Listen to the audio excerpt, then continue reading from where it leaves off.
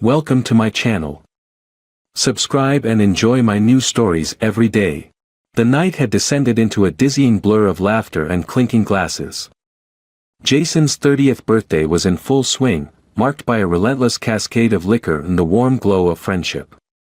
As the clock nudged closer to midnight, only the closest of us remained, sprawled across the cozy living room, our voices muffled by the thick, jubilant air of celebration.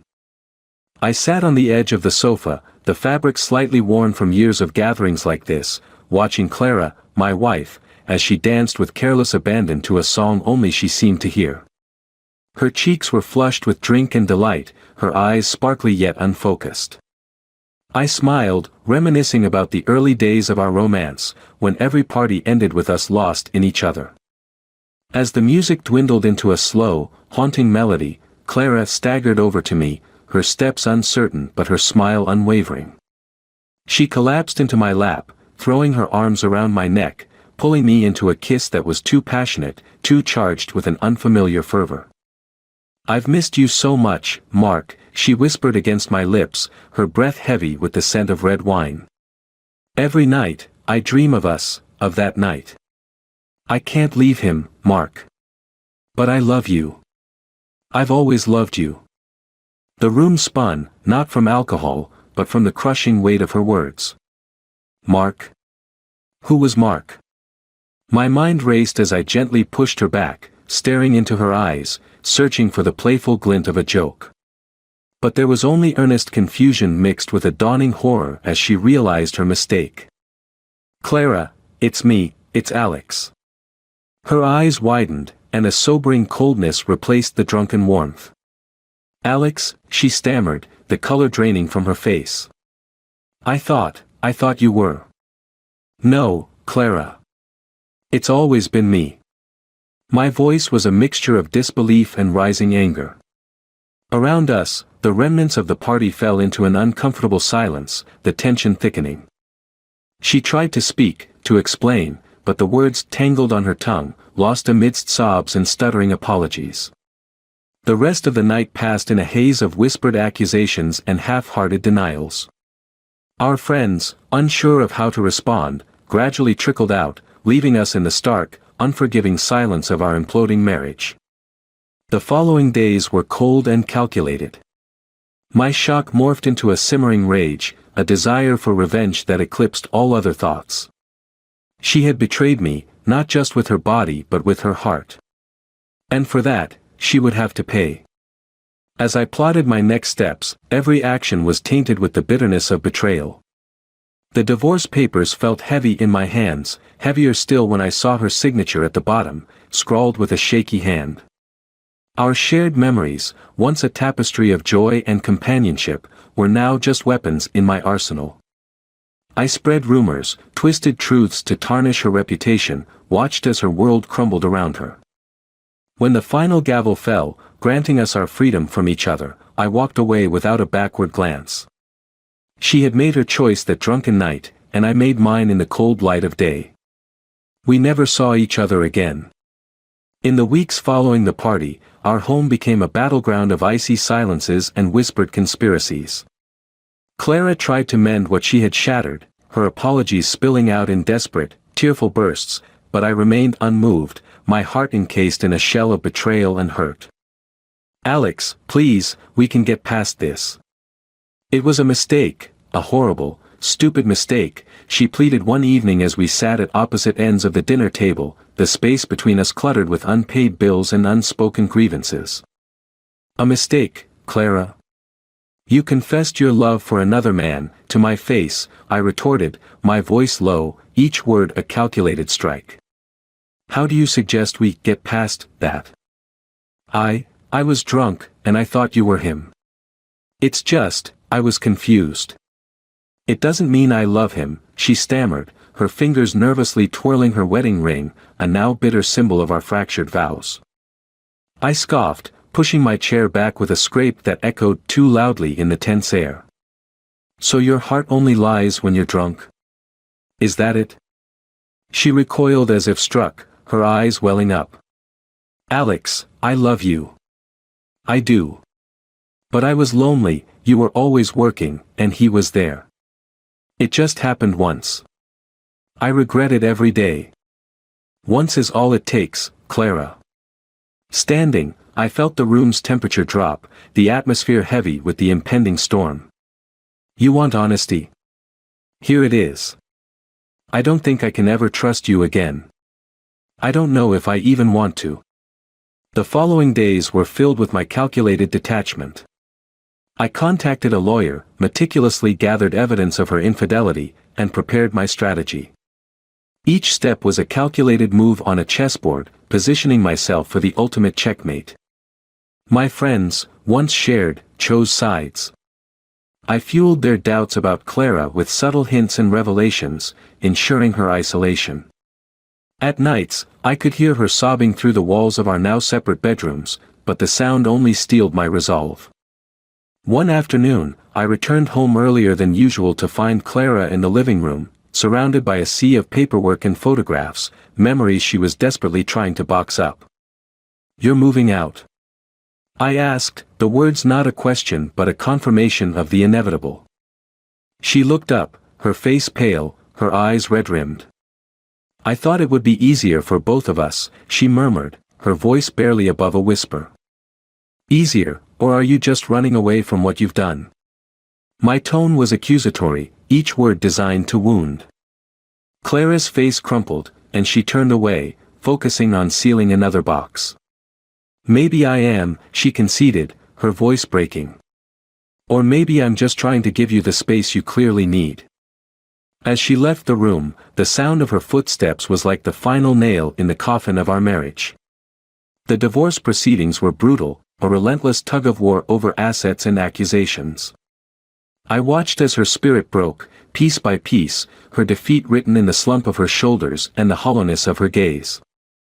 The chapter of our life together closed with a stark finality as the judge declared us no longer husband and wife. Revenge had been exacted, but as I walked out of the courtroom, the weight of my actions bore down on me, the victory tasting more bitter than sweet. As Clara disappeared into the crowd, a part of me wondered if the price of this revenge was too high. But the hurt was too deep, the betrayal too raw to consider forgiveness. Our paths diverged that day, forever altered by the scars of that fateful night. In the months that followed the divorce, life settled into a new, colder rhythm for me. My days were filled with work and quiet evenings alone. The house felt larger, emptier, echoing with the remnants of a life that once was. The loneliness was a constant ache, a reminder of the cost of my retribution. One chilly evening, I found myself at a local bar, a place Clara and I once frequented. The familiar sights and sounds stirred memories I thought I had buried. As I sipped my drink, lost in thought, a voice interrupted my reverie. Alex, right? The man at the bar beside me extended his hand. He was roughly my age, with a cautious smile. I'm Mark. I believe we have mutual acquaintances. The name hit me like a punch to the gut. Mark, the very cause of my misery. My initial impulse was to leave, but a stronger urge to confront my past grievances held me in place. What do you want? I asked, my voice steady despite the turmoil inside. Mark took a deep breath, his eyes searching mine. I heard about the divorce. I wanted to apologize, for my part in everything. It wasn't right, what happened? Apologize? I scoffed, bitterness lacing my words. You think an apology can fix what you helped break? I know it can't, he admitted, his voice low. But I never intended for things to go this far. I was wrong, and I'm sorry for the pain I caused both of you. His sincerity took me aback, forcing me to reassess the man before me. Was he just another player in Clara's betrayal, or merely a pawn in her confusion? Why come to me now? I asked, suspicion threading through my curiosity. Because I'm trying to make things right, or at least better than they were, Mark replied. And because I think you deserve to know the truth. The truth. The word echoed in my mind. What more was there to know? Clara told me about the party, How she mistook you for me in her drunken state. It was a mess, a mistake that spiraled out of control, he continued, his gaze unwavering. I ended things with her after that night. It was never serious, but that's no excuse. I've been carrying the guilt ever since. Listening to Mark, a part of me wanted to dismiss him, to hold on to my anger and hurt. But another part, a weary, worn-out part, yearned for closure. So what now? I asked, the fight draining from my voice. Now, I hope you can maybe start to heal. And maybe, forgive, if not her, then yourself, Mark said, standing up to leave. You didn't deserve what happened, Alex. No one does. His words lingered in the air long after he had left. Forgive myself. The thought was alien, uncomfortable. Yet, as I sat there alone, it began to dawn on me that perhaps holding on to my anger and pain was only serving to prolong my misery. That night, I left the bar with a heavy heart but a slightly lighter soul. Forgiveness was a distant, difficult concept, but as I walked the quiet streets back home, I considered that maybe it was the first step toward reclaiming my life from the ruins of my past. Maybe it was time to let go, not for Clara or even for Mark, but for myself. As the moon cast a soft glow over the path ahead, the seeds of a new beginning were sown, watered by the tears of past storms and the fragile hope of tomorrow. Months had passed since my conversation with Mark, and the seeds of forgiveness I thought I'd planted seemed to wither as the harsh winter set in. The weight of his words grew heavier, not lighter, gnawing at me with the relentless ache of unresolved anger.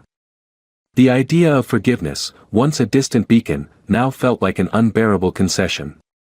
I could not, would not, let the betrayal go unanswered any longer.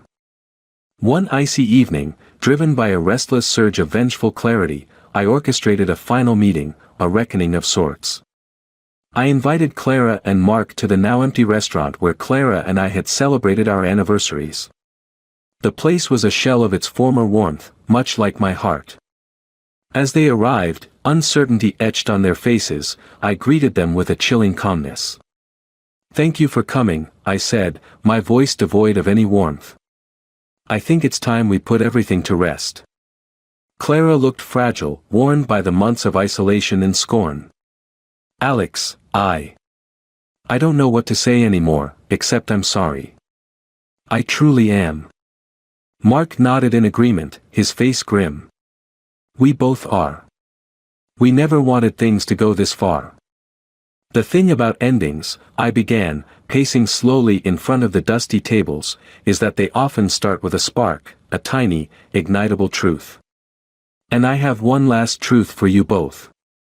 They exchanged nervous glances, but before they could respond, I continued. You see, the entire time since the divorce, I've been digging. Not for forgiveness or understanding, but for the full extent of your deceit. Clara's face paled. Alex, what are you talking about? Surveillance, I said flatly, pulling out my phone and showing them photos, timestamps of their meetings, long before the party, long before her drunken confession. You lied, Clara. It wasn't just once, was it? And Mark, you were more than just a mistake. You were an affair. The revelation hit them like a physical blow, stripping away any pretense of innocence. Clara's knees buckled, and she reached out to the table for support. Alex, please. No, I cut her off sharply. I gave you a chance to come clean, and you chose to lie. Both of you. Mark stepped forward, his expression hardened. What do you want from us now, Alex? Haven't you taken enough revenge? Revenge? I laughed bitterly. No, Mark. Revenge is a debt, and it's just come due. With a swift motion, I pulled a contract from my coat, a final, cruel gambit. This restaurant, your favorite place, Clara, it's mine now. Bought it last week. And I'm shutting it down, erasing every last trace of the memories we made here. Clara gasped, tears streaming down her face. You can't do this. And why not? I retorted. You erased our vows, our love. Consider this my parting gift." As they stood in shock, I felt no triumph, only a hollow victory. "Goodbye, Clara. Goodbye, Mark. This is where it ends, where we part forever." Leaving them amidst the ruins of their betrayal, I walked out into the night, the cold air biting at my face. The satisfaction of my revenge was fleeting, replaced by a profound emptiness. I had imagined this moment would free me, but as I walked the lonely streets, I realized that some wounds were too deep to ever truly heal. In my quest for revenge, I had become as cold and ruthless as the betrayal that spawned it. The price of my vengeance was my own soul, now as barren and cold as the winter night that swallowed me whole.